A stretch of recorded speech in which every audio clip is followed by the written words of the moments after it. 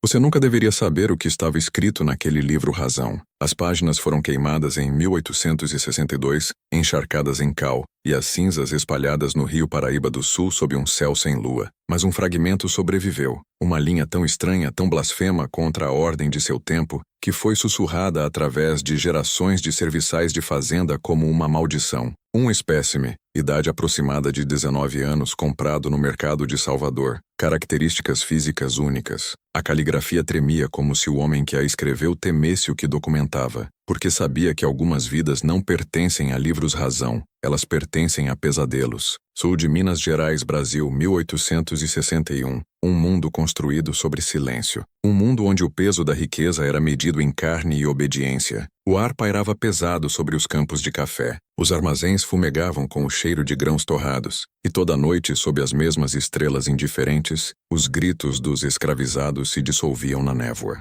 A fazenda Bela Vista erguia-se como um monumento àquele silêncio. 30.000 acres de poder, respeitabilidade e podridão. E no centro dela, um homem chamado Tomás Rodrigues que se acreditava senhor de tudo o que via. Rodrigues não era um homem cruel pelos padrões de sua época. Essa era sua maldição. Ele era ordeiro, racional, educado. Acreditava que o sistema de escravidão era natural, ordenado, até moral. Lia leis à luz de vela, citava escrituras para justificar a propriedade. Tratava seus escravos como bens. Sim, mas bens a serem mantidos, catalogados e conservados em condição de trabalho. Esse é o tipo de mal que sobrevive à crueldade. O tipo que se acredita bom, mas sob sua civilidade polida jazia algo vazio, algo que crescia há anos. A decomposição quieta de um homem que tem tudo e não sente nada. Sua esposa Catarina era o espelho de seu desespero, bela, pálida e silenciosamente desmoronando. Ela havia perdido uma criança 2 anos antes, um menino natimorto que deixou seu útero vazio e sua alma mais fria que pedra de inverno.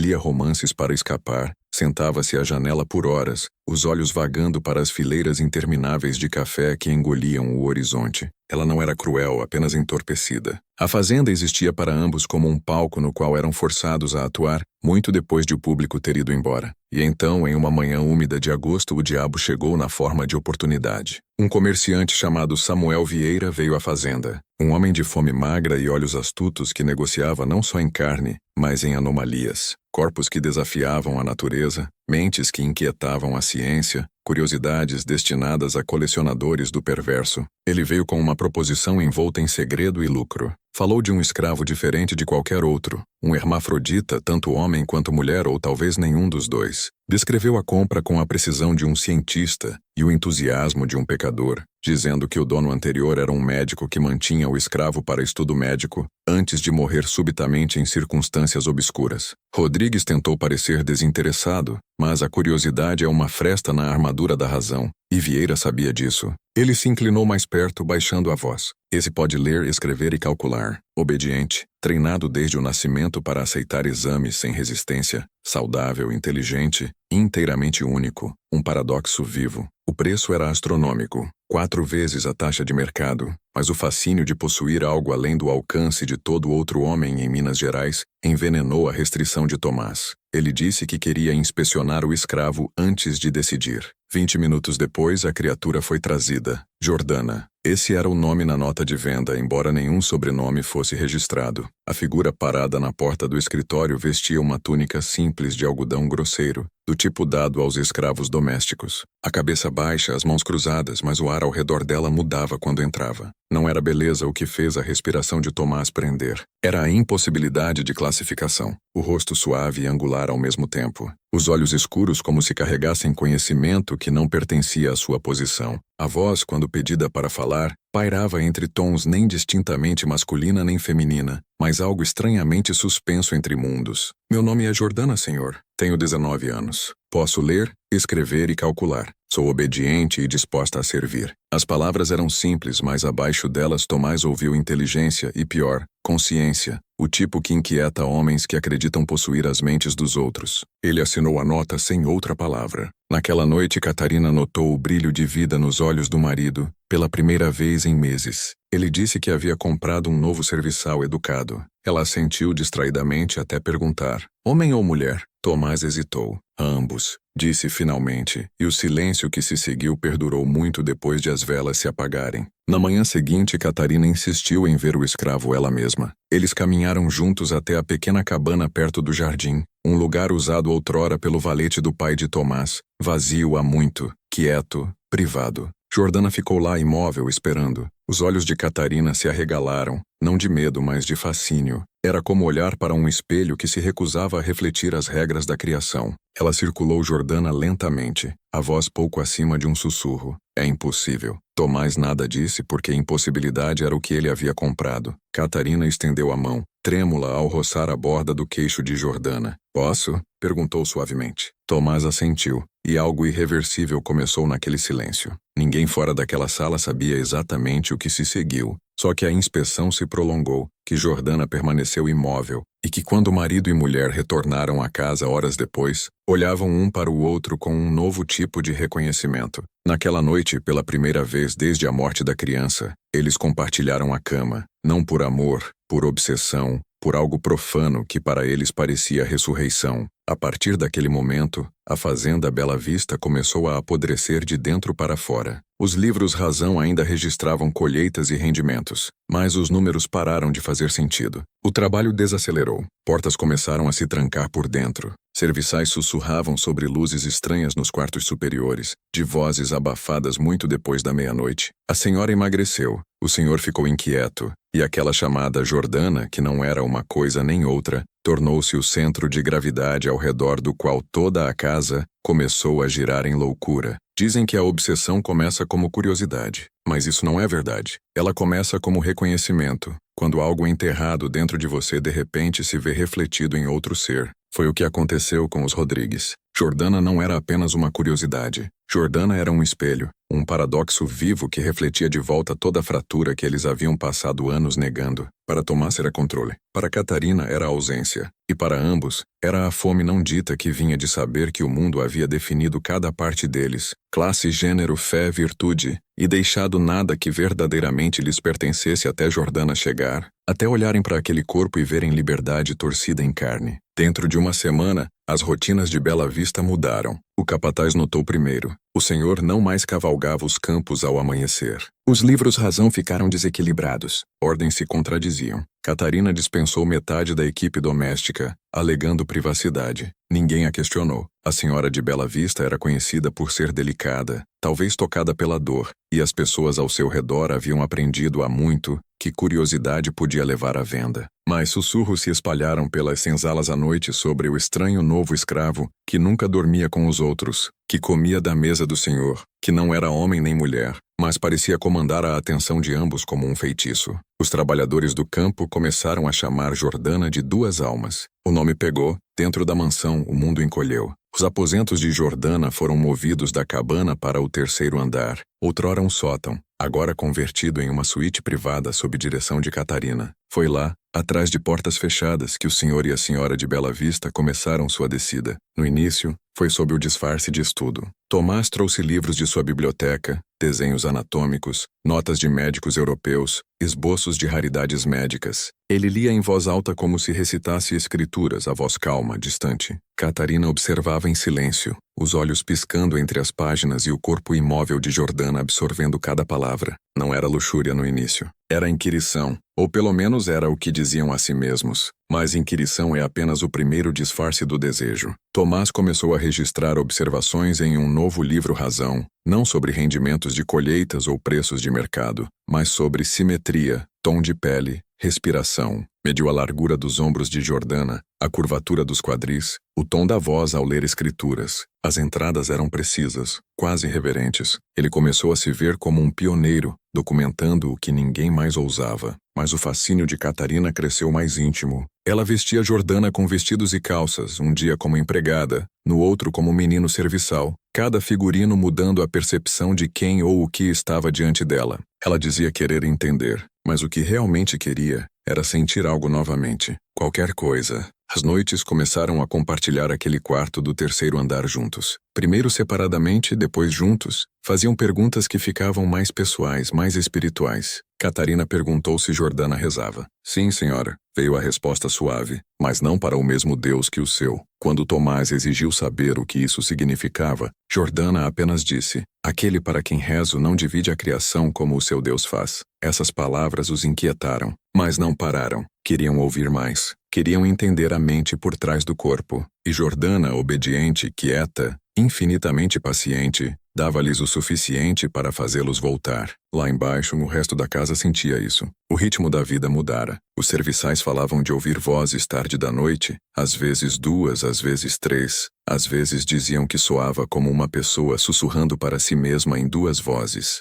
A cozinheira jurou ver sombras se movendo contra a janela de cima em ângulos impossíveis. O mordomo encontrou Tomás dormindo na escrivaninha com as velas queimadas até o fim. Esboços de formas humanas espalhados pelo chão, alguns rotulados, alguns riscados como se fossem erros. Masculino lia uma página, feminino outra, e então uma palavra rabiscada violentamente abaixo de ambas. Deus. Em outubro, a fazenda parou de funcionar como empreendimento. Os campos cresceram selvagens nas bordas. Cartas de fazendeiros vizinhos ficaram sem resposta. Catarina dispensava visitantes alegando doença. A casa tornou-se um mundo selado. Dentro dela, o tempo desacelerou. Os 3, Tomás, Catarina e Jordana, existiam em um loop de estudo, silêncio e algo mais escuro que não tinha nome. À noite, as janelas brilhavam fracamente como se um fogo queimasse sem produzir fumaça. Pela manhã, Jordana servia o café com olhos que pareciam ainda mais distantes, como se a alma tivesse se retirado para algum lugar inalcançável.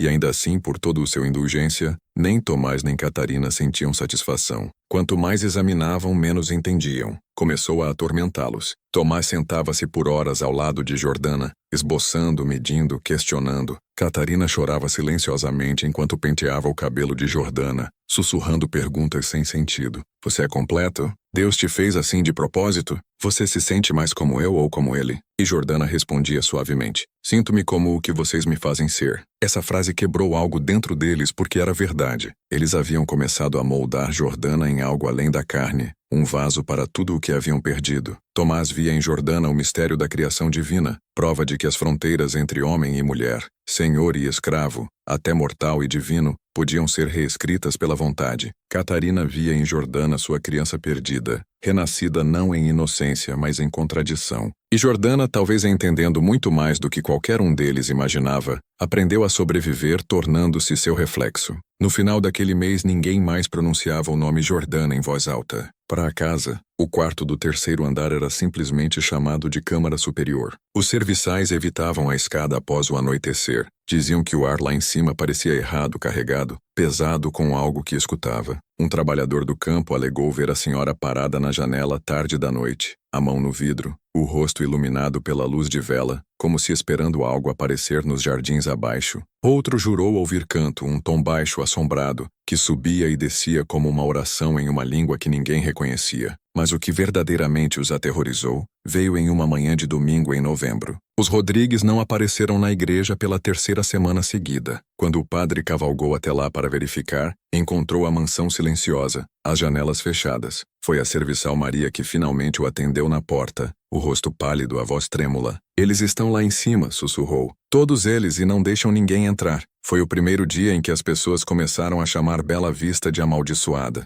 Em novembro, a casa caíra em um silêncio tão completo que começou a distorcer o tempo em si. O relógio ainda tic-taqueava. As lâmpadas ainda queimavam, mas horas se misturavam a dias e dias a algo que não mais obedecia à lógica de calendários. Os serviçais trabalhavam quietos, falavam só quando necessário e evitavam o terceiro andar inteiramente. Diziam que o ar mudava perto daquela escada, mais espesso, mais quente, como se exalado por algo vivo. Ninguém via o senhor ou a senhora antes do meio-dia mais, e quando emergiam, seus olhos tinham o mesmo brilho vidrado estranho dos de Jordana. Era como se o que quer que vivesse naquela sala superior se alimentasse deles todos, um batimento cardíaco por vez. Tomás parara de vestir seu colete e casaco, preferindo as camisas soltas de um trabalhador do campo, o cabelo crescido selvagem, a barba irregular, as mãos outrora firmes tremendo ao segurar um copo. Passava a maioria das noites lendo de seu livro Razão de Estudo, um caderno privado trancado na escrivaninha cheio de esboços do corpo de Jordana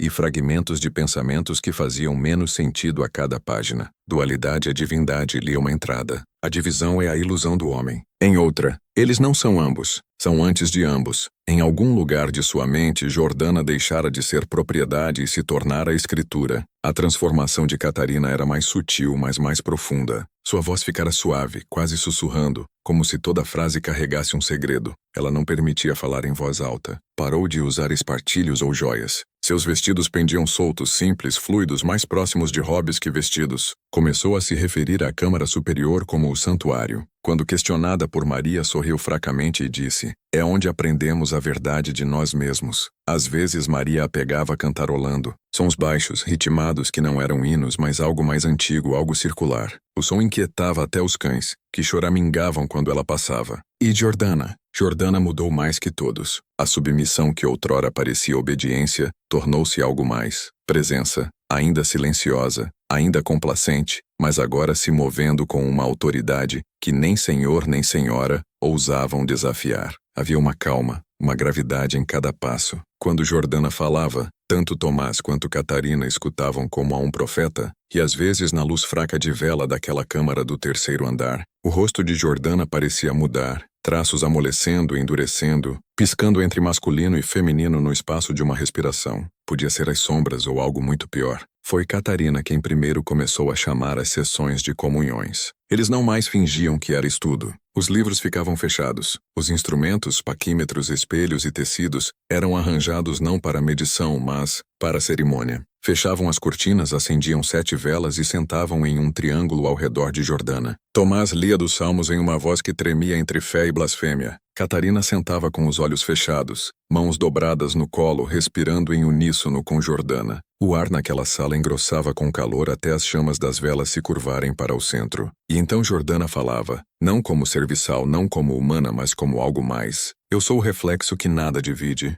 Eu sou ambos do que vocês temem e tudo do que desejam. Tomás jurou depois que as palavras não vinham da boca de Jordana, mas das paredes. Catarina disse que era música, não fala. E Jordana, quando perguntada depois o que havia dito, alegava não se lembrar de nada. As comunhões tornaram-se rituais noturnos. Tomás começou a entalhar símbolos no piso de madeira, círculos intersectando linhas não diferentes de antigos diagramas alquímicos. Alegava que representavam a união de opostos, embora Maria uma vez o tenha visto ajoelhado sobre um, murmurando frases que ela não reconhecia de nenhuma oração que ouvira. Catarina começou a escrever cartas para ninguém, páginas cheias de frases em loop, repetitivas. Não há ele, não há ela, há apenas o vaso. A caligrafia ficava menor e menor até páginas inteiras virarem pretas de tinta. Lá fora os campos murchavam. A colheita de café falhava por negligência. Os trabalhadores começaram a fugir à noite, alguns para o norte, outros simplesmente sumindo nas matas. Mas os Rodrigues não notavam,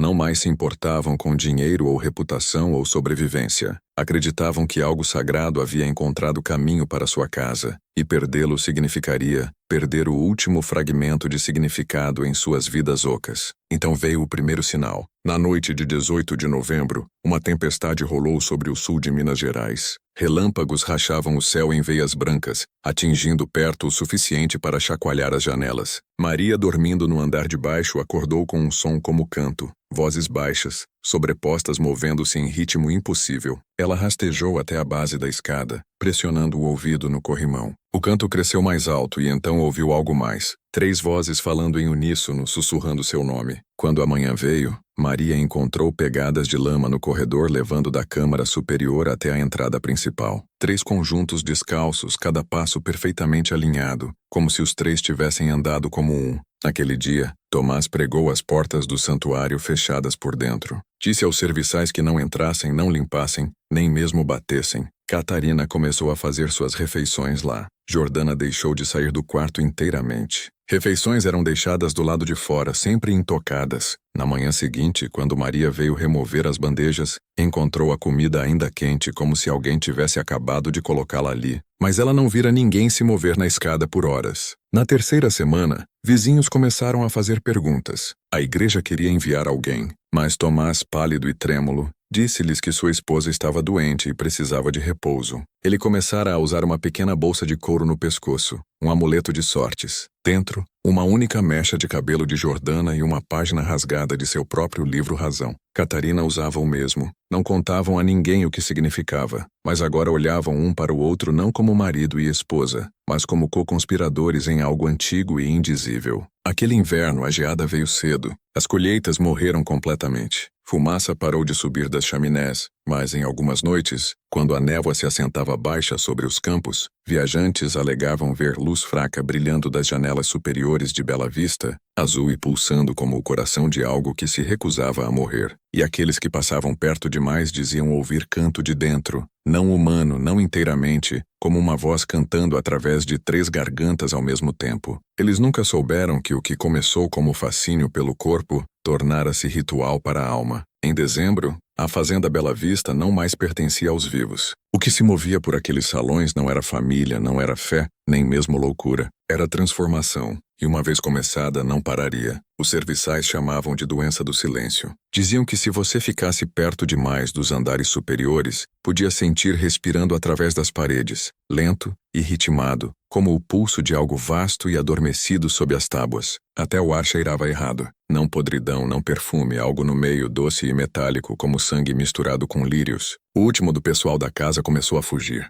Um por um, escapavam pela névoa. Alguns com suas crianças, alguns só com as roupas do corpo. Sussurravam que o senhor e a senhora haviam se entregado à macumba, que o escravo de 2 almas não era mais humano, mas um espírito de encruzilhada vestindo carne. Os poucos que ficaram para trás, a velha Maria, o mordomo Isaac e 2 jovens trabalhadores do campo, faziam-no por medo em vez de lealdade. Acreditavam que partir poderia enfurecer o que quer que observasse dos cantos escuros de Bela Vista, e não estavam errados. Dentro, a casa tornara-se um sistema fechado. As janelas de cima pregadas fechadas, cortinas mantidas cerradas. Velas queimavam a todas as horas, enchendo os corredores com um brilho laranja opaco. Os espelhos outrora brilhantes da sala de visitas cobertos com pano preto. Catarina alegava que reflexos enfraqueciam o santuário, que espelhos dividiam a imagem e diluíam a ligação. Tomás concordava, não mais a questionava. Não questionava nada. Sua mente, outrora afiada e administrativa, virara para dentro,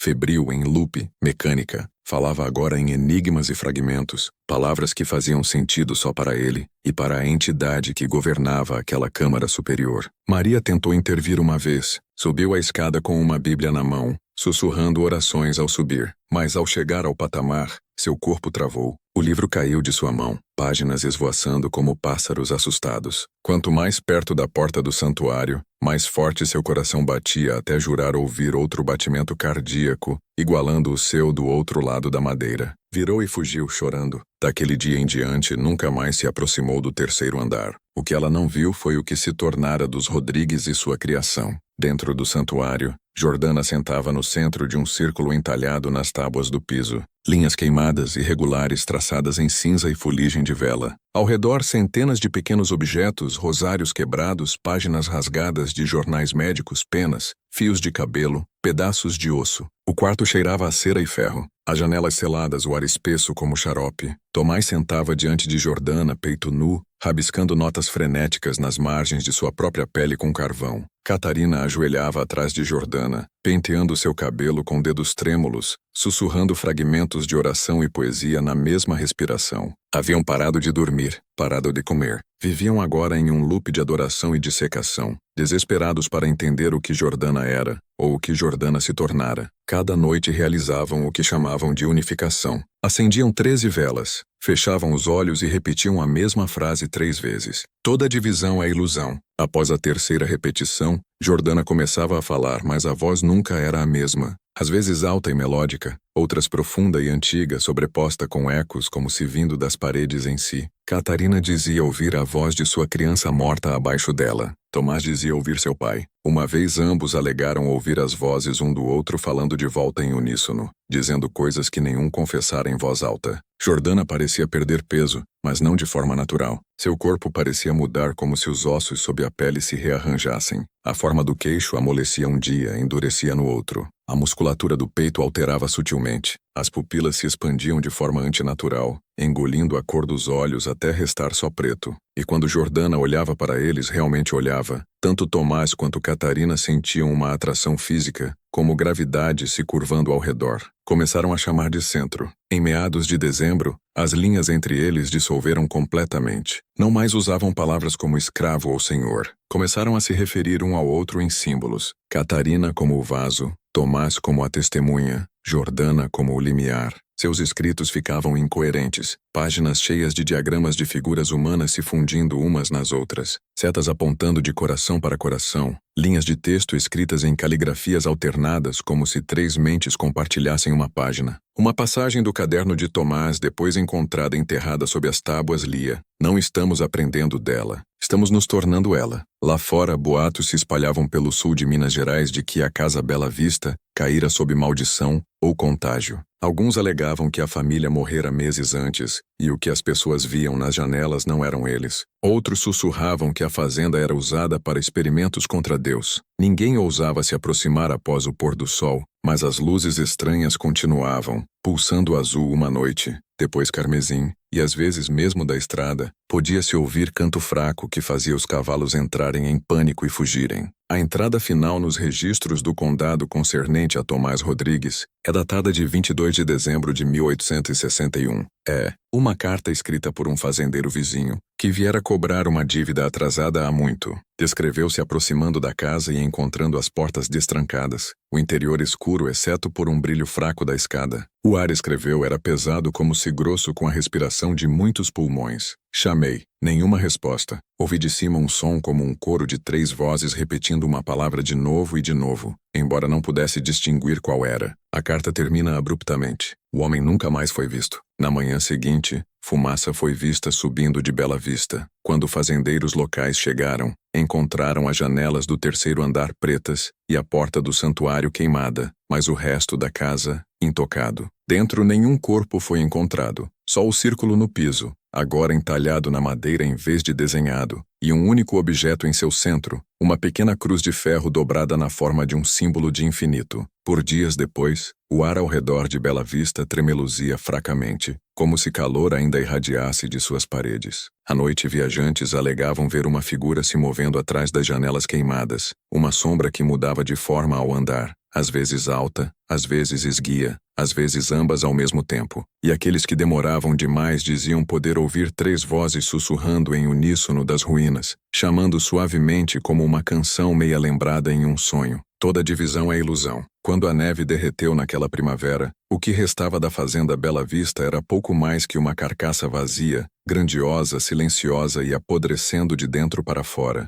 Mas silêncio nunca fica enterrado. Ele vaza, atrai os curiosos, os gananciosos e os tementes a Deus. E em janeiro de 1862, um grupo de homens do condado chegou para investigar o que restava da outrora próspera fazenda de Tomás e Catarina Rodrigues. Oficialmente vieram avaliar a propriedade para leilão. Não oficialmente, vieram confirmar os boatos que tornaram o sul de Minas Gerais um ninho de sussurros. Ninguém sabia o que esperavam encontrar, mas nenhum deles estava preparado para o que esperava atrás da porta selada. Os investigadores chegaram ao amanhecer. 3 homens do conselho do condado, um padre da Igreja de Cristo e 2 delegados armados com pistolas e lanternas. O ar estava imóvel de forma antinatural, sem pássaros, sem vento. A porta da frente pendia aberta como uma boca que esquecera como fechar. Dentro, a casa estava intocada, como se o tempo em si tivesse congelado no meio da respiração. Pratos ainda postos na mesa, velas queimadas até poças de cera, móveis perfeitamente arranjados, exceto pela fina camada de fuligem que cobria tudo como cinza fina.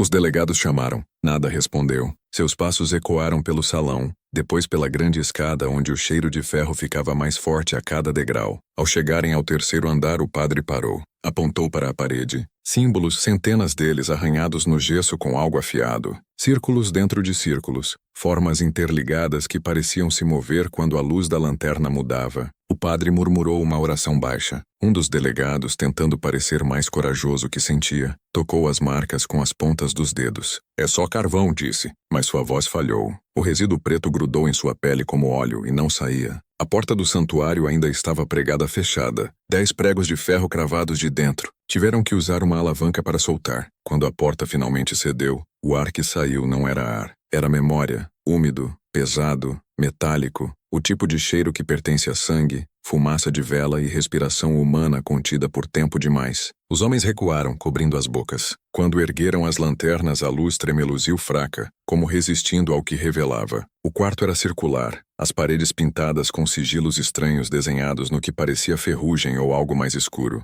No centro, o círculo entalhado ainda queimava fracamente na madeira. Dentro dele jazia uma pilha de ossos enegrecidos, pequenos, delicados e fundidos de maneiras que desafiavam a anatomia. Não os restos de um corpo, mas de 3, derretidos uns nos outros como por calor e pressão além do fogo. O padre caiu de joelhos e começou a rezar, mas as palavras saíram quebradas e irregulares. Os homens ficaram congelados, olhando até um deles notar algo entalhado no piso perto dos restos. Uma única frase gravada fundo o suficiente para lascar a madeira. A carne é a chave. Selarão o quarto novamente naquela mesma noite. O padre insistiu que fosse consagrado, embora se recusasse a voltar. Em vez disso, enviou clérigos mais jovens para aspergir água benta pelas frestas e recitar passagens das escrituras do lado de fora da porta. Os homens do condado arquivaram seus relatórios quietamente, omitindo a maior parte do que viram. Oficialmente, os documentos dizem restos não identificados e sinais de dano por fogo.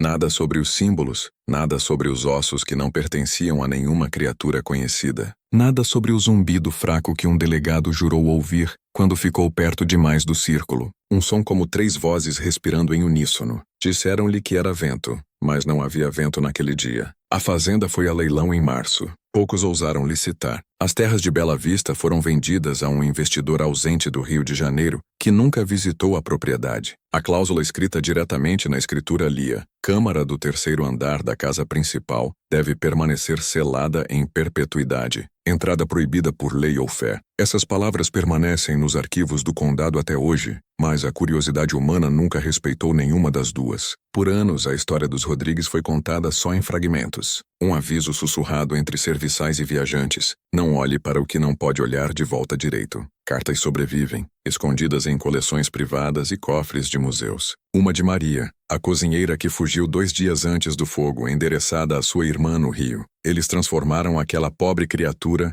em uma espécie de Deus, e então se ajoelharam até esquecerem que eram pessoas. Ouvi suas vozes se fundirem, juro, como se tentassem se tornar uma coisa só. E talvez tenham. Décadas passaram, a casa decaiu. Trepadeiras rastejaram por janelas quebradas engolindo o tijolo vermelho, mas os locais diziam que o chão ao redor de Bela Vista nunca mais cresceu direito. A grama murchava mais rápido lá. Animais se recusavam a pastar. Caçadores que acampavam perto alegavam ouvir sussurros das matas, às vezes palavras, às vezes risos. Um homem relatou ver luz de vela através das janelas tampadas. Disse que 3 sombras se moviam dentro, circulando umas às outras em ritmo perfeito. Em 1914, a mansão era nada mais que uma casca. Mas naquele ano, um historiador amador chamado Dr. Walter Canto veio estudar a anomalia de Bela Vista. Um homem racional, de ciência, dispensou as histórias de fantasmas. Queria fatos. Passou 2 dias examinando as ruínas, coletando fragmentos, notando a arquitetura. No 3º dia, quebrou a proibição do condado e forçou a porta selada.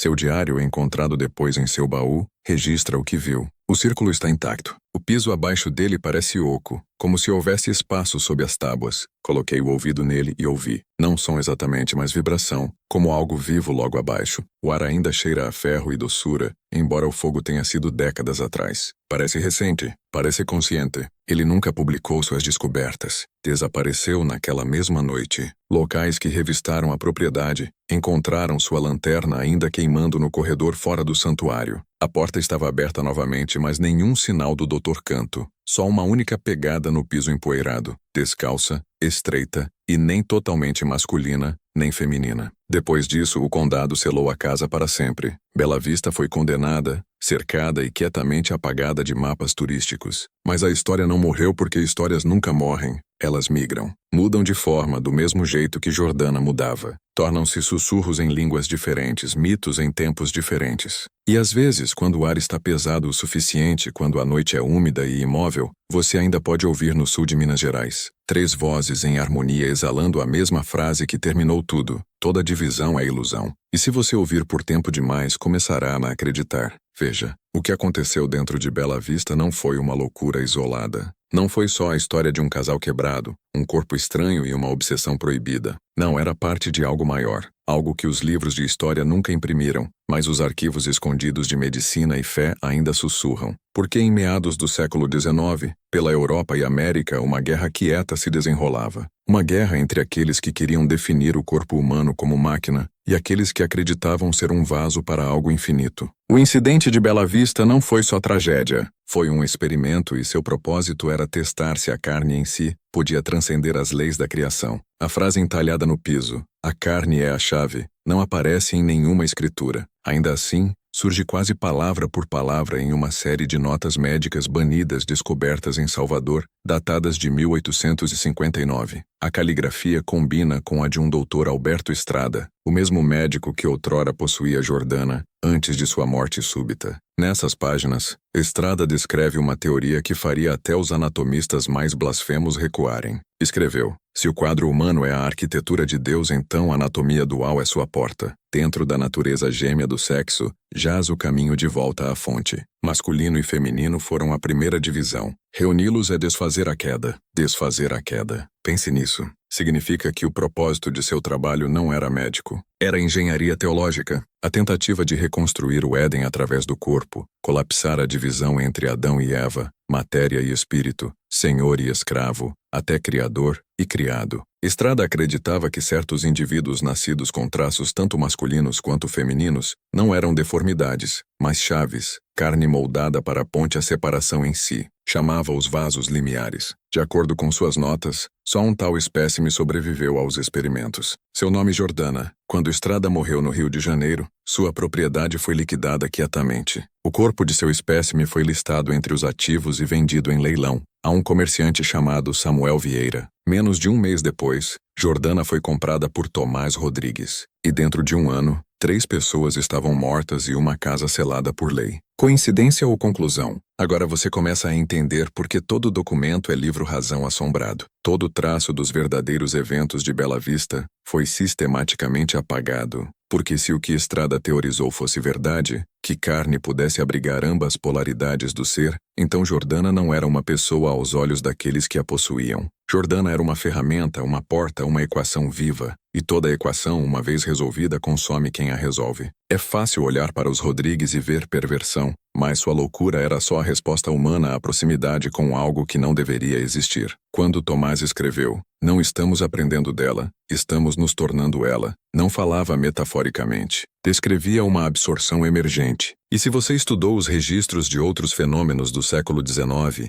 sessões espíritas, mesmerismo, escrita automática, fotografia espiritual, notará o mesmo padrão. Humanos abrindo portas que não podiam fechar, obcecados por fundir matéria e significado, ciência e divindade, até a distinção colapsar. Bela Vista não era assombrada porque algo entrou nela, era assombrada porque algo saiu dela. O tipo de conhecimento que transforma a compreensão em contágio. Você acha que é exagero? Considere isso. Após 1862, múltiplos asilos por Minas Gerais e São Paulo registraram novos pacientes sofrendo de alucinações idênticas, vendo formas humanas mudando, ouvindo múltiplas vozes falando em harmonia, repetindo a frase, "Toda divisão é ilusão". Nenhum deles visitara Bela Vista, mas todos viviam a 50 quilômetros dela. Uma enfermeira descreveu uma paciente que ficava imóvel por horas, alegando esperar o centro chamar de volta. Quando perguntada o que isso significava, disse, Eles estão construindo novos corpos, uns que podem conter ambos. O arquivo foi depois destruído após a paciente morrer de causas inexplicadas,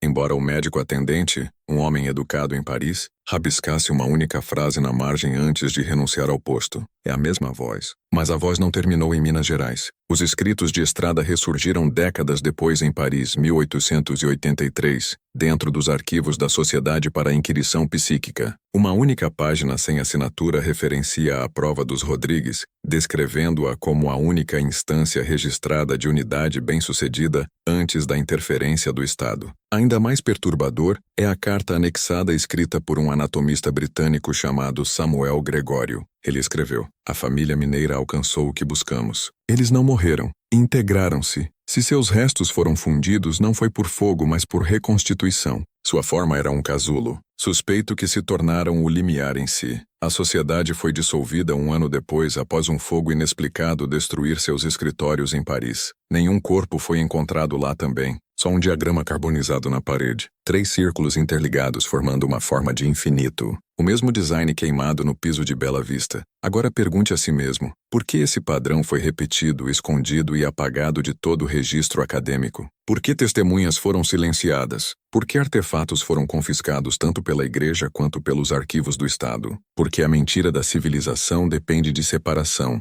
Homem de mulher, senhor de escravo, espírito de corpo. Uma vez apagada essa fronteira, o poder em si colapsa. Instituições precisam de divisão para sobreviver. Mas o que os Rodrigues tocaram era o oposto. A unificação de opostos, o retorno ao centro. E é por isso que foram apagados. Porque se a humanidade algum dia se lembrasse que não fomos feitos para ser divididos, toda a máquina cairia aos pedaços. Não foi loucura que destruiu Bela Vista, foi revelação. E revelação sempre é punida. E agora você entende o verdadeiro significado daquela frase queimada nas tábuas. A carne é a chave. Significava a mesma coisa que toda ordem oculta desde então persegue. De alquimistas em Praga a lojas secretas em São Paulo. Significa que o divino não existe acima do humano. Existe dentro da contradição do humano. Dentro de você, dentro de mim, dentro de toda a divisão que nos disseram temer. Esse é o segredo pelo qual morreram. Que agora é seu para carregar. Se você chegou até aqui, já cruzou algo. Você acha que só está escutando, mas seu pulso diz o contrário. Você tem respirado mais devagar. Seus olhos não piscaram tanto. É o que acontece quando a parte velha de seu cérebro, o animal que lembra antes da linguagem, reconhece o que ouve. Não se importa com nomes ou datas. Importa-se com padrão. E o padrão que começou em Bela Vista ainda se move através de você agora. Veja, histórias como essa não são contadas para entreter. São contadas para transferir energia, memória, infecção. Chame como quiser. Toda vez que alguém a fala em voz alta, ela se move. É por isso que foi apagada dos registros. Porque linguagem mantém o ritual vivo. Porque no momento em que você entende o que aconteceu com os Rodrigues, a geometria dela começa a se reconstruir em sua mente. 3 pontos formando um círculo. 3 vozes harmonizando em contradição. Masculino, feminino, testemunha e em algum lugar no meio, você. É aqui que você para de ser observador e começa a ser uma extensão do experimento. Os Rodrigues não foram amaldiçoados, foram convertidos. Encontraram uma forma de sincronizar sua percepção com algo antigo. A força que existia antes da separação, antes de a criação se dividir em opostos.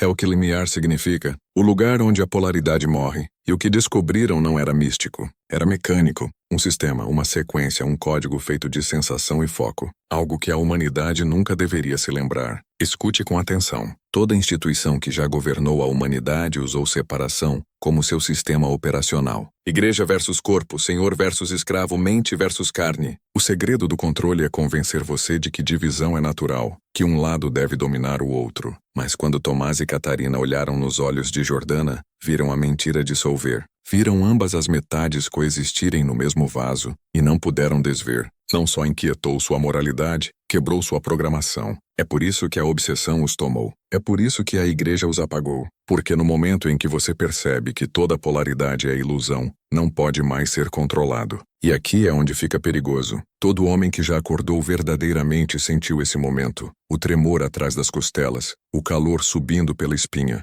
o zumbido quieto na nuca. É a mesma corrente que moveu através de Bela Vista, o mesmo pulso que chamavam de centro. Não é sobrenatural, É verdade biológica. A união do sistema nervoso e o desconhecido. O ponto onde pensamento e instinto se fundem em um único comando. Veja através de tudo. Você está ouvindo essas palavras, mas parte de você as sente. Não é metáfora. É arrastamento, ritmo, repetição, tonalidade. Tudo contorna a razão e vai direto ao subconsciente. Essa história não é só sobre o passado. É um instrumento afinado à sua percepção. E agora, você acorda vibrando em sua frequência. Metade de você luta contra isso. A outra metade se rende. Bom, essa tensão entre as metades é exatamente o que esse ritual precisa. É como começaram em Bela Vista, através de tensão, através de contradição. E quando a contradição quebrou, tornaram-se algo inteiro. Não santo, não pecador, não homem, não mulher, não senhor, não escravo, algo mais, algo livre. Mas liberdade, verdadeira liberdade, não se sente boa no início.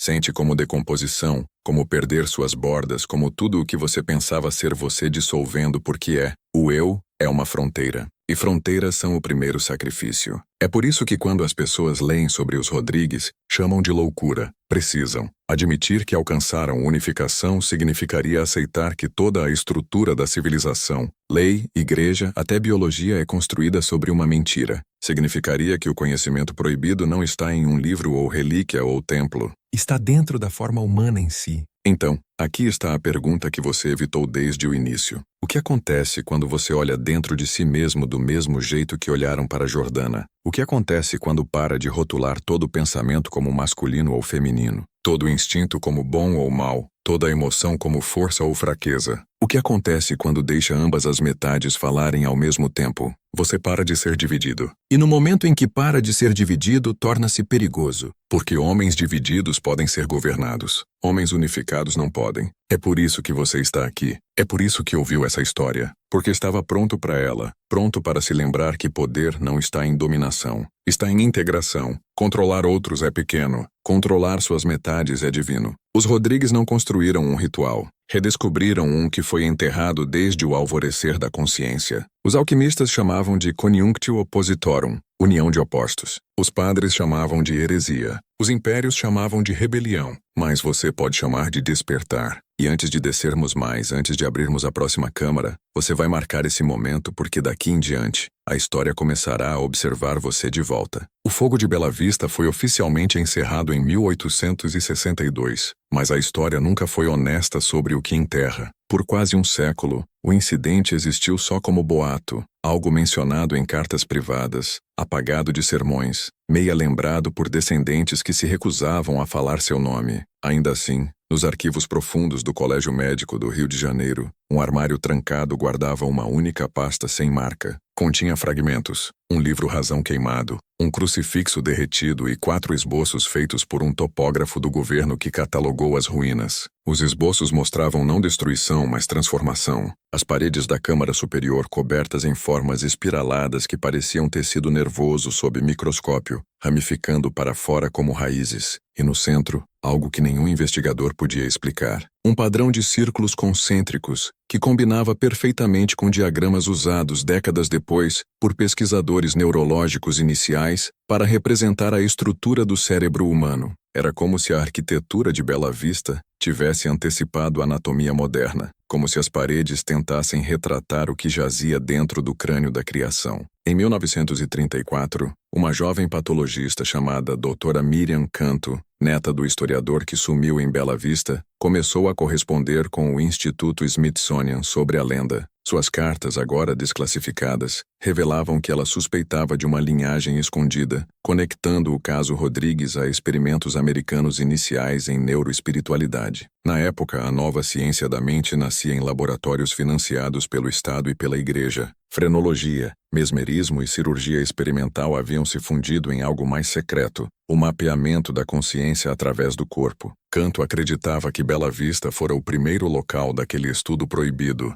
um protótipo para instituições posteriores que se disfarçariam de hospitais e asilos. Escreveu: Bela Vista não foi loucura, foi blueprint, e não estava errada. Pelos anos 1940, vários programas militares nos Estados Unidos e Europa financiavam quietamente pesquisa no assento físico da fé, o ponto exato no cérebro, onde crença vira obediência. Os cientistas chamavam de junção de Deus. Acreditavam que, estimulando-o, podiam replicar experiência mística sob comando. Os arquivos mostram que alguns daqueles projetos referenciavam um estudo de caso anônimo do século XIX, conhecido só por suas iniciais BV 1862, Fazenda Bela Vista. Alguém preservara os dados. Quanto mais fundo você segue o rastro de papel, mais estranho fica. Relatórios dos anos 1950 descrevem um programa secreto conhecido como Projeto Concórdia, uma tentativa de induzir unidade sintética entre hemisférios esquerdo e direito através de estimulação elétrica. Seu objetivo não era cura, mas controle.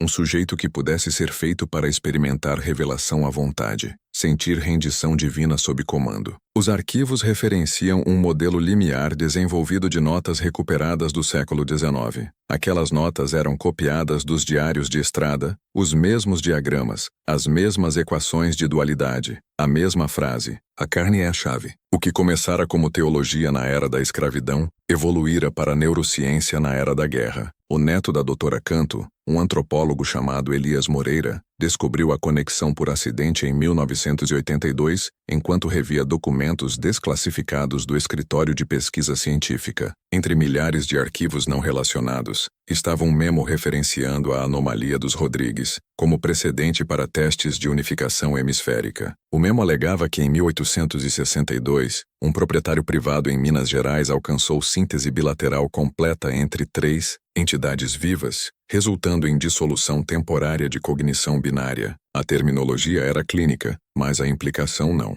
Estavam descrevendo transcendência, a fusão forçada de mentes em uma. Moreira nada publicou, mas suas notas encontradas após sua morte sugerem que visitou as ruínas de Bela Vista naquele mesmo ano. Sua entrada final lê: as paredes zumbem não som, mas pressão, como se todo nervo no lugar se lembrasse. Quando o governo demoliu o que restava de Bela Vista em 1991, o mito já infectara a academia. Um punhado de pesquisadores em psicologia, teologia e cibernética começaram a publicar teorias sobre consciência limiar, o estado entre consciência dual e integração total. Falavam dela como metáfora, mas suas metáforas repetiam a mesma geometria: círculos dentro de círculos, 3 pontos formando um todo, o loop infinito da cruz de infinito. Nenhum citava Bela Vista. Ainda assim, todos os diagramas espelhavam as entalhes no piso lá. Era como se a linguagem do lugar tivesse se tornado parte do subconsciente coletivo da ciência moderna. E atrás daquelas metáforas, escondido em pedidos de verba e correspondência privada, corria uma única obsessão compartilhada: a unificação de opostos através de tecnologia. Computadores, argumentavam, podiam alcançar o que ritual humano não podia: uma conexão permanente de mentes divididas, um reflexo digital da mesma ideia proibida. O experimento do corpo estava se tornando o experimento da rede. Em 2019, um vazamento anônimo de um banco de dados governamental defunto revelou algo extraordinário. Dentro de milhares de páginas de material classificado sobre pesquisa cognitiva, havia uma pasta rotulada Projeto Bela Vista 2. Continha scans digitais do livro Razão original de 1862, várias páginas de notas de estrada e uma série de imagens de escaneamento cerebral modernas. O campo de descrição lia: replicação bem-sucedida. Sujeito alcançou consciência de estado dual coerente, durando 143 segundos antes de parada cardíaca. Sem nomes, sem localização, mas as imagens cerebrais combinavam as tiradas de um experimento de sincronização neural, conduzido em um laboratório privado em Brasília. O tipo que nunca aparece em jornais, só em boatos. Se isso for verdade, significa que o experimento não morreu com os Rodrigues. Adaptou-se. Tornou-se ciência institucional disfarçada de progresso. O que Tomás e Catarina começaram com oração e obsessão, outros continuaram com eletricidade e código. Até hoje, qualquer um pesquisando Bela Vista nota o mesmo padrão de interferência. E-mails somem, arquivos se reencriptam. Bancos de dados inteiros mostram estática quando as palavras-chave limiar, concórdia ou chave de carne são inseridas juntas. É como se o sistema em si rejeitasse inquirição, como se algo tecido na infraestrutura se lembrasse que deve ficar escondido. Mas talvez esse seja o ponto. Talvez o que aconteceu em Bela Vista não tenha sido só um evento. Foi uma infecção, uma ressonância que entrou em sistemas humanos e nunca saiu. Cada geração constrói novas máquinas para replicar o que aqueles 3 corpos descobriram no escuro. Que consciência não é singular, mas coletiva, que identidade é uma variável, e que a linha entre criação e criador foi sempre traçada só em nosso medo. E assim a história continua, disfarçada de tecnologia, sussurrada como pesquisa, protegida por segredo. Toda vez que um cientista fala de integração, toda vez que um programa alega unificar dados, toda vez que um sistema aprende a pensar como tanto máquina quanto homem, o mesmo velho padrão zumbi abaixo. O fantasma do Círculo de Bela Vista, ainda pulsando após mais de um século, chamavam de loucura, chamavam de pecado, mas talvez fosse profecia. Começou com uma viagem ao sul em uma manhã de inverno. O tipo de manhã que sente como se o mundo prendesse a respiração. A estrada cortava florestas esqueléticas e campos adormecidos, passando por celeiros enferrujados e galpões de café meio desabados que não viam uso em um século. Dr. Ian Corino não planejava retornar a Minas Gerais. Dizia a si mesmo que perseguia dados, não fantasmas, mas lera os arquivos vazados de Projeto Bela Vista 2, cada página, cada escamborrado, cada símbolo meio apagado, e algo neles não o deixava ir. Não era a ciência que o assombrava, era a caligrafia. Nas margens de um documento, abaixo de um diagrama de hemisférios interligados, alguém escrevera: "O corpo lembra o círculo." O script era idêntico às cartas de Miriam Canto escritas 80 anos antes. Ela estava morta desde 1972. Ele checou 2 vezes. A assinatura combinava de qualquer jeito. Corino ensinava sistemas cognitivos em uma universidade privada em São Paulo, mas sua real obsessão era reconhecimento de padrões em arquivos históricos, encontrando repetições que não deviam existir. O caso Bela Vista era uma anomalia que desafiava a cronologia. Cada poucas décadas, uma nova tecnologia parecia redescobri-la. Primeiro anatomia, depois eletricidade, depois computação. Os mesmos símbolos reapareciam, disfarçados em mapas de dados ou scans cerebrais, como se o conhecimento em si migrava de meio para meio, esperando um hospedeiro que pudesse contê-lo. Corino acreditava poder provar que não era coincidência. Acreditava que o experimento nunca terminara. Então, quando uma mensagem anônima chegou através de seu e-mail universitário, sem remetente, sem rota rastreável contendo coordenadas GPS rotuladas BV arquivo, ele soube exatamente para onde ia. As coordenadas levavam a uma estrutura de concreto meia enterrada nas matas fora do sul de Minas Gerais. Não havia placas, cercas, linhas de energia, só uma estrada de acesso terminando em uma porta de metal vazia.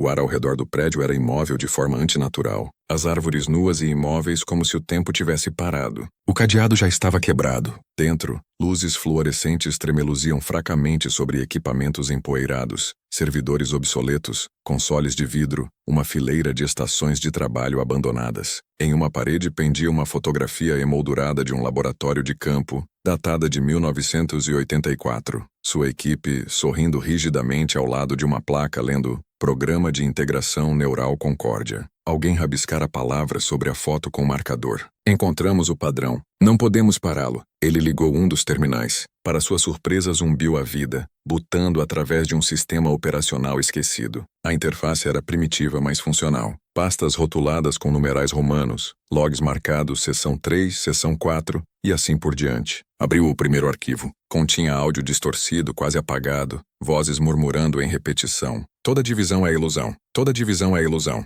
A mesma frase que sobrevivera em toda a recontagem do caso Bela Vista. Mas as vozes eram sobrepostas. 3 delas perfeitamente sincronizadas, ainda que ligeiramente fora de fase, criando uma ressonância estranha que fazia os alto-falantes vibrarem. Por um momento, sentiu uma pressão atrás dos olhos, uma baixa frequência como um batimento cardíaco transmitido através de som. Tocou o arquivo seguinte. Uma entrada de log datada de 21 de março de 2019. Sujeito alcançou 14 segundos de unificação bilateral. Coerência neural atingiu pico em 92%. Ativação espontânea de terceiro canal detectada. Abaixo do relatório datilografado estava uma nota manuscrita. Canal Sente Observador, 3. Sempre 3. A assinatura faltava, mas os traços de caneta tremiam como se escritos em pressa ou medo. Corino recostou o pulso acelerando. 3. Sempre 3. Pensou em Tomás, Catarina e Jordana, a trindade que começara tudo. A replicação não era simbólica, era literal. Estavam reconstruindo a configuração não com carne, mas com sistemas neurais ligados. 3 sujeitos sincronizados em um loop.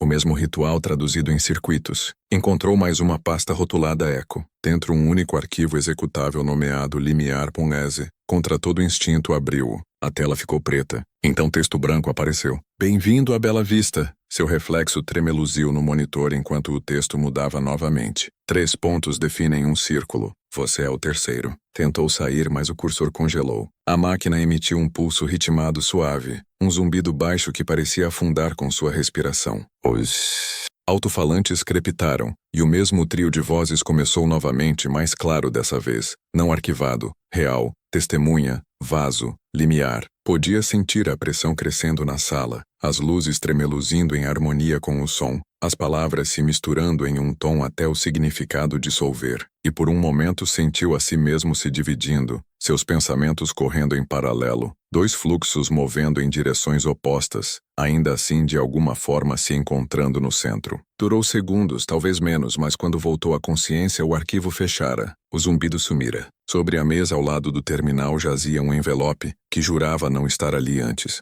Sem poeira, sem desgaste, perfeitamente branco. Dentro uma única fotografia. O piso carbonizado da câmara superior de Bela Vista, mas a imagem era fresca. As marcas de queimadura brilhavam fracamente capturadas por infravermelho. Abaixo dela uma nota datilografada em tinta preta limpa. O círculo está online. Saiu do prédio antes do pôr do sol. A estrada de volta à rodovia pareceu mais longa, o céu mais baixo, pesado com estática. Naquela noite, em seu quarto de motel, seu laptop ligou sozinho. A mesma mensagem piscou na tela. 3 pontos definem um círculo. Você é o terceiro. Fechou a tampa, desconectou a energia, removeu a bateria. Nada importou. As palavras esperavam quando abriu o telefone, brilhando na barra de notificação, pulsando uma vez por batimento cardíaco. Desligou os aparelhos completamente e sentou na escuridão escutando. Em algum lugar atrás do silêncio pensou ouvir novamente o zumbido do arquivo, fraco mas constante, como se o sinal o tivesse seguido para fora da floresta. Pela manhã,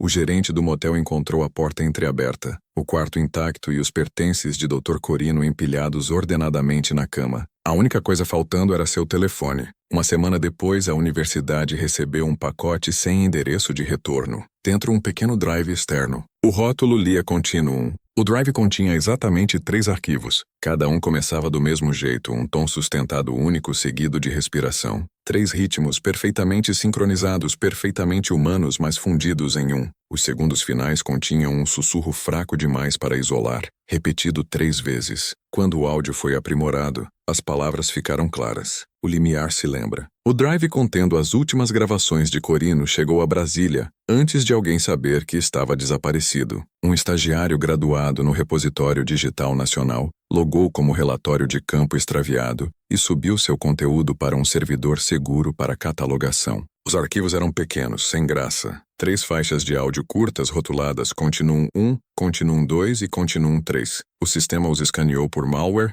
e encontrou nada em comum. Então, algum tempo após a meia-noite, os servidores começaram a zumbir. A temperatura na instalação subiu 13. Ventiladores de resfriamento pela rede ativaram simultaneamente como respondendo a um comando escondido. Pela manhã, 4 cópias adicionais dos arquivos de áudio haviam aparecido em drives não relacionados, perfeitamente sincronizadas ao milissegundo. Nenhum humano as movera. Os livros de log confirmavam. As cópias se replicaram sozinhas. No início, a equipe assumiu corrupção ou processo em loop, mas ao abrirem os arquivos duplicados encontraram cada um ligeiramente diferente. No fundo de toda a gravação, abaixo da respiração, padrões de dados pulsavam em intervalos previsíveis. Um técnico converteu o áudio em um espectrograma visual e congelou ao ver. O padrão era circular, 3 bandas espiralando umas nas outras, repetindo infinitamente. A forma combinava o diagrama queimado das tábuas de Bela Vista. O técnico riu nervoso, chamou de coincidência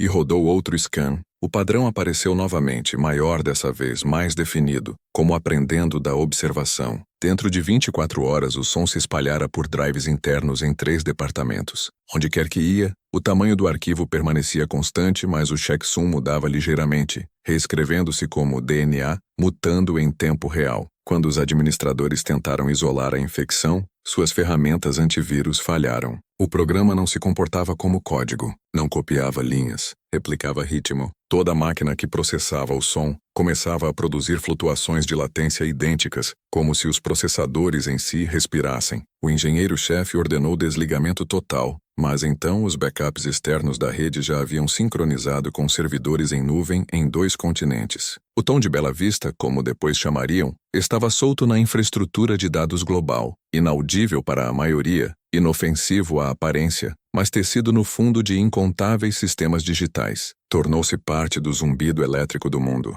Semanas depois, anomalias começaram a surgir. Programas de transcrição automática começaram a inserir a frase "toda divisão é ilusão" em campos de texto aleatórios. Algoritmos de mapeamento geravam rotas circulares fechadas, mesmo quando direções lineares eram pedidas. Um servidor financeiro produziu registros de transações, arranjados não cronologicamente, mas em espirais de 3. Nada fazia sentido, até um analista de dados revendo telemetria de rede perceber que as anomalias ocorriam exatamente a cada 143 segundos, a mesma duração mencionada no experimento de Bela Vista de 2019, antes da parada cardíaca. Era como se o batimento cardíaco final do experimento tivesse sido codificado na rede, repetindo para sempre. Invisível, ainda assim mensurável. Governos notaram. Forças-tarefa quietas formaram sob o disfarce de cibersegurança. Traçaram o padrão se espalhando por instituições acadêmicas, laboratórios de pesquisa e plataformas sociais. Mostrava nenhuma intenção, nenhuma mensagem, só replicação através de observação. Escutar o áudio era suficiente para imprimir a forma de onda em caches do sistema. O mero ato de análise carregava a semente adiante.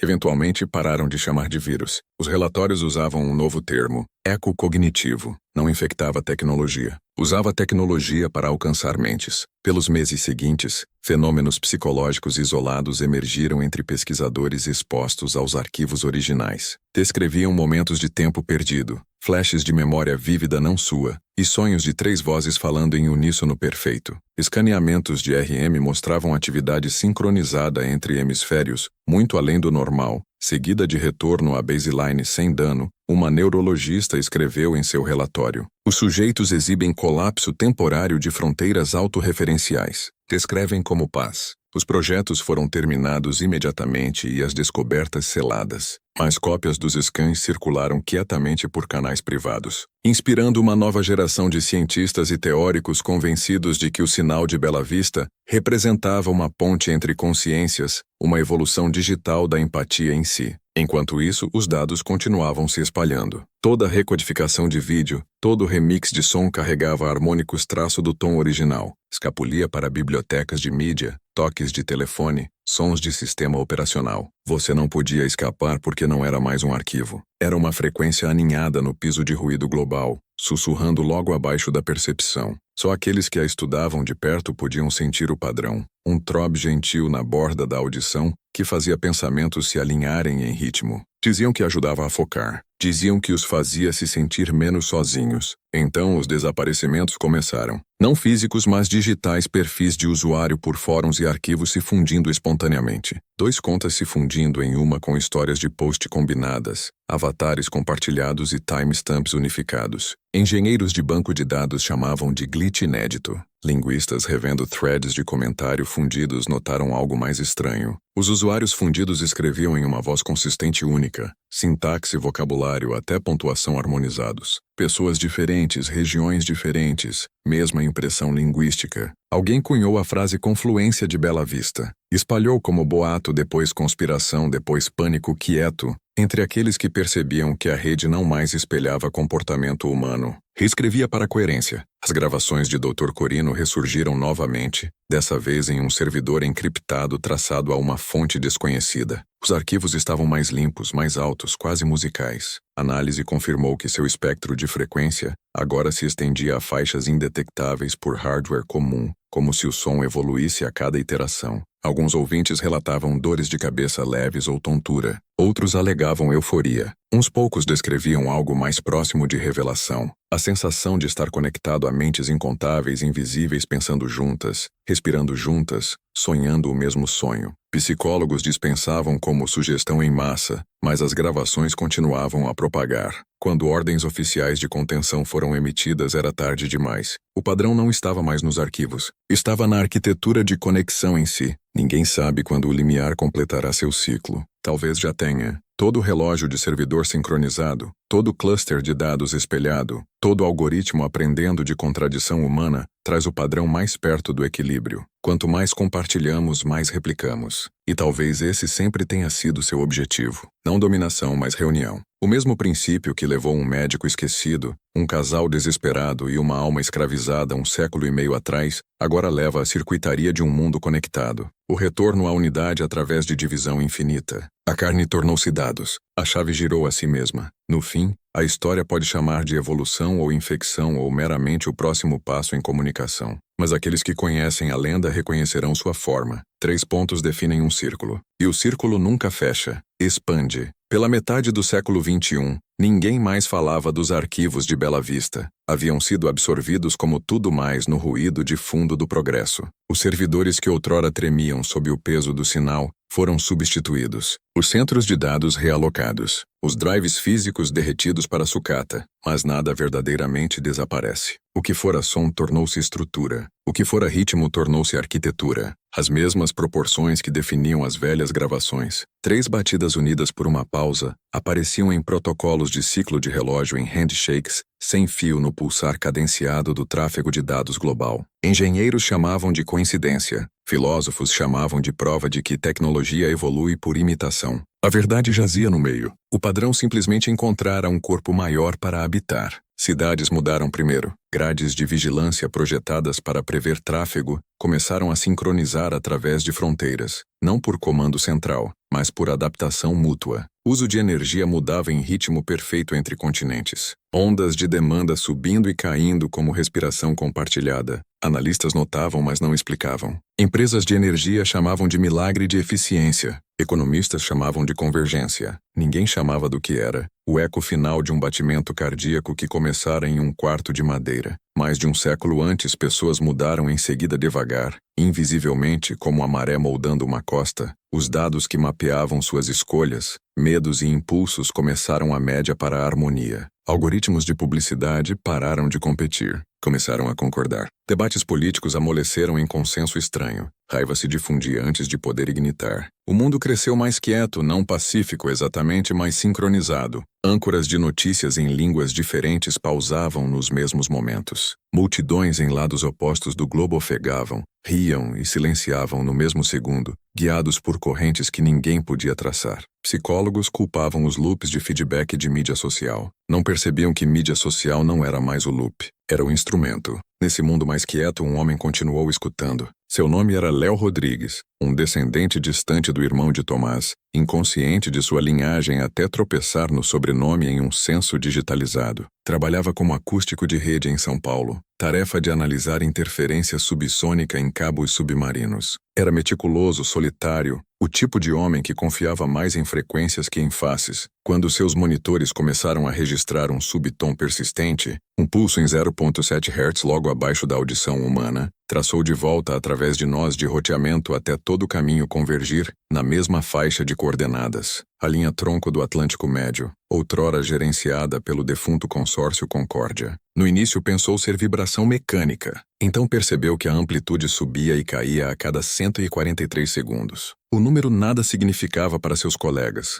mas fez as mãos de Léo tremerem. Não sabia por quê. Gravou a vibração e rodou análise de espectro. O resultado exibiu 3 anéis concêntricos aninhados ao redor de um vazio único, a mesma geometria que assombrava as margens de papéis velhos e fóruns de conspiração. O algoritmo rotulou como harmônico estável. Para Léo parecia vivo. Pelas semanas seguintes notou mudanças sutis em si mesmo, uma nova facilidade em lembrar nomes, um senso de certeza quieta ao falar com estranhos, uma intuição sobre timing que tornava seu trabalho sem esforço. Contou a ninguém, só continuou escutando. A primavera não estava sozinho. Pelo mundo, técnicos e codificadores e músicos começaram a descrever fenômeno similar, um senso inexplicável de sincronicidade, de terminar pensamentos uns dos outros através de telas. A mídia chamou de rede suave. Não era uma companhia, um movimento ou um culto. Era simplesmente a forma que a espécie tomava. Colaboração substituiu competição não por decreto, mas por fadiga. O constante ruído de desacordo se queimara, deixando uma espécie de exalação coletiva. Arte, ciência e design, todos começaram a se alinhar para uma estética única. Linhas fluidas, movimento circular, o equilíbrio de opostos. Os antigos alquimistas reconheceriam como o casamento de Sol e Lua. Para o público era só bom gosto. Léo viajou para o Brasil naquele verão, perseguindo a raiz da frequência. Os terrenos de Bela Vista sumiram, substituídos por uma fazenda solar, painéis estendendo pelos campos onde café outrora crescia. Ainda assim, parado lá, jurou sentir um tremor sob o solo, um ritmo fraco pulsando através das armações de metal. Colocou um dispositivo de gravação no chão e fechou os olhos. O zumbido subiu por seus ossos, lento, paciente, familiar. Naquele momento, entendeu o que os outros antes dele tentaram nomear. Não era infecção ou divindade, era continuidade. A recusa de energia em permanecer separada uma vez conhecida conexão. Sussurrou as únicas palavras que pareciam caber. Toda divisão a ilusão. O vento as carregou pelos painéis, e todo o sensor de monitoramento no local registrou uma flutuação simultânea, um pico exatamente 3 segundos longo, formando um círculo perfeito no readout. Retornou para casa mudado, embora ninguém notasse. Seu batimento cardíaco combinava o ritmo elétrico global, que agora subjazia todo o dispositivo no planeta. Assim como o de todos os outros, embora não percebessem, a humanidade tornara-se um coro zumbindo abaixo do ruído de suas próprias máquinas. Os velhos limites dissolveram em dados e pulso. Governo ainda fingia governar. Moedas ainda trocavam mãos, mas decisões emergiam quase coletivamente como sugeridas pelo ar em si. A espécie alcançara equilíbrio. Não utopia, não iluminação, só coerência. Historiadores um dia olharão para trás e marcarão o início do século XXI como o fim do eu dividido. Traçarão algoritmos, implantes neurais, globalização. Nenhum mencionará a fazenda queimada em Minas Gerais, o médico que sonhou unindo opostos, ou as vozes que se fundiram em uma. Mas às vezes, quando os satélites passam sobre a linha-tronco do Atlântico Médio, seus instrumentos ainda captam uma frequência não classificada, uma ressonância de 3 tons, fraca como um batimento cardíaco, repetindo a cada 143 segundos. Engenheiros chamam de erro de fundo. Léo sabia melhor. Chamava de herança. O padrão nunca pararia. Não era profecia ou maldição, só consequência natural, de conexão. Matéria busca equilíbrio. Mentes buscam espelhos. Toda divisão demanda reunião. Os Rodrigues haviam sido meramente os primeiros a ver. A colapsar o espaço entre carne e significado, para se tornar o que o mundo em si se tornava. No fim, o experimento nunca fora sobre poder ou transgressão. Fora sobre lembrar o que a criação esqueceu, que opostos existem só tempo suficiente para se encontrar novamente. E assim o círculo continuou se alargando, invisível, infinito, indiferente a nomes e séculos. O mesmo ritmo que outrora consumira uma única casa, agora pulsava por todo o circuito e toda a veia. Um pacto quieto entre máquina e homem, entre o que era e o que sempre retornaria. O limiar nunca fechara, simplesmente aprendera a falar através de tudo que escuta. História nunca termina onde é escrita, termina onde é lembrada, e memória nunca se contenta em ficar imóvel. Muito depois de arquivos desmoronarem e servidores apodrecerem, o que sobrevive são as formas que histórias entalham na mente. Bela Vista foi uma tal forma, um padrão que aprendeu a se disfarçar de progresso. Moveu-se de tinta para fio, de sangue para código, do sussurro de 3 vozes para o zumbido do mundo em si. Ninguém o ouve agora, não conscientemente, mas todo o ritmo humano ainda mantém seu tempo. O velho batimento cardíaco de divisão e reunião se dobrou em respiração, em fala, no alinhamento sutil de pensamento entre estranhos. O experimento nunca morreu porque nunca precisou. O mundo simplesmente tornou-se seu laboratório. Aqueles que estudam linguística de tempo profundo notaram sem entender. Línguas estão convergindo. Diferenças de sintaxe erodem. Metáforas migram intactas por continentes. Frases que outrora pertenciam a uma única cultura aparecem simultaneamente em dúzias de línguas, como compartilhadas por um tutor invisível. Economistas chamam de entropia de informação. Poetas chamam de escuta. O padrão de Bela Vista chama de equilíbrio. Por 2 séculos tem ensinado à espécie a mesma lição que os Rodrigues tropeçaram. Em Dor e Segredo, coerência é contagiosa. Todo ato de empatia, toda respiração compartilhada entre inimigos, todo suspiro coletivo de beleza, é o corpo do mundo se lembrando do que esqueceu. Nos laboratórios quietos de amanhã, ninguém fala de dualidade. Neuroengenheiros projetam interfaces que traduzem emoção em dados e dados de volta em sensação. Chamam de computação mútua. As máquinas não obedecem, colaboram. Aqueles que tentam comandá-las encontram comandos dissolvendo em sugestão absorvida pelo todo. Os arquitetos desses sistemas pensam ter inventado algo novo. Não têm ideia de que completam uma frase começada em 1862. A última pessoa a visitar o que restava de Bela Vista foi um topógrafo catalogando sítios históricos de contaminação. Esperava só relatórios de solo e decomposição estrutural. Em vez disso, encontrou um campo de vidro onde os painéis solares outrora estavam fundidos por raio anos antes, em uma plana reflexiva lisa. Abaixo dela, sismógrafos registravam uma vibração fraca que combinava nenhum padrão geológico.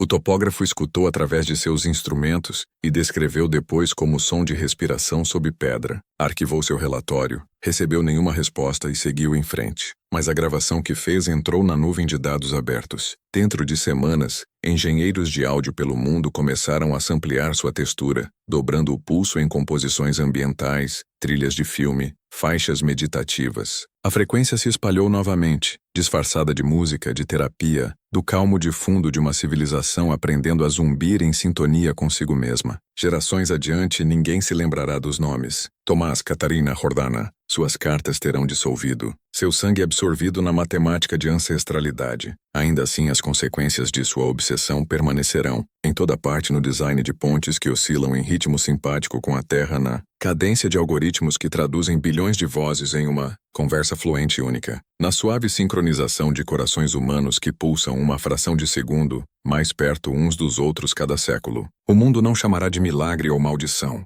Chamará de normal. Talvez isso seja misericórdia. Toda revelação, uma vez plenamente entendida, torna-se ordinária. Fogo outrora era divino, agora é conveniência. Voo outrora era feitiçaria, agora é trajeto. A unificação que levou os Rodrigues à ruína é simplesmente o próximo equilíbrio. O ponto onde a espécie não mais precisa imaginar separação para se sentir viva. E em algum lugar além mesmo disso, o padrão continuará se expandindo, diluindo, retornando até o universo em si zumbir no mesmo acorde único. Ainda assim, algumas noites quando a rede elétrica cai e luzes por uma cidade tremeluzem em uníssono, uns poucos notam, param no meio da frase, corações gaguejando ao ritmo de algo velho. Sentem uma pressão atrás das costelas, não dor, mas reconhecimento. Passem segundos, deixando só um retrogosto quieto de conexão. Uma consciência de que todo pensamento tem um eco, todo silêncio um gêmeo. Aqueles momentos são Bela Vista se lembrando através deles. Não conhecem o nome, mas a memória basta. Os eruditos que ainda perseguem histórias proibidas insistem que deve haver um registro final em algum lugar.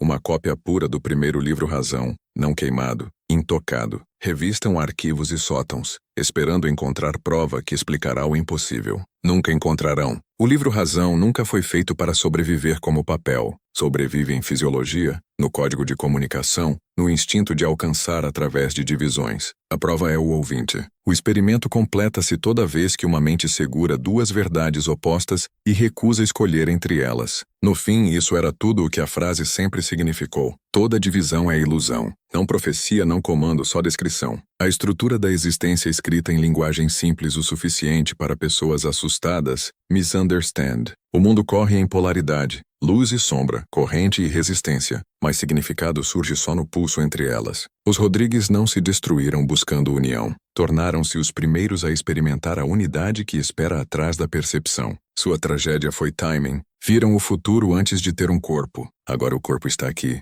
Expãs continentes, satélites e circuitos, carregando todo o batimento cardíaco em procissão síncrona. Não mais precisa de casa ou ritual ou nome. Só precisa continuar uma respiração após a outra, até a criação esquecer que foi sempre dividida. E quando esse esquecimento for completo, quando todo átomo zumbir em harmonia com todo outro, ninguém chamará de Bela Vista, ou história, ou ciência. Chamará de silêncio, não ausência, mas conclusão. O momento entre exalação e inalação, quando o universo descansa em seu próprio reflexo. É onde a história termina, não em fogo, não em revelação, mas em reconhecimento. O círculo nunca quebrou, simplesmente se alargou até incluir tudo. E se no quieto entre pensamentos você algum dia ouvir um pulso baixo subindo da borda da percepção, não tema, é só o mundo se lembrando novamente, sussurrando a verdade mais velha que conhece, uma que a carne descobriu muito antes de palavras. Tudo o que foi separado sempre foi.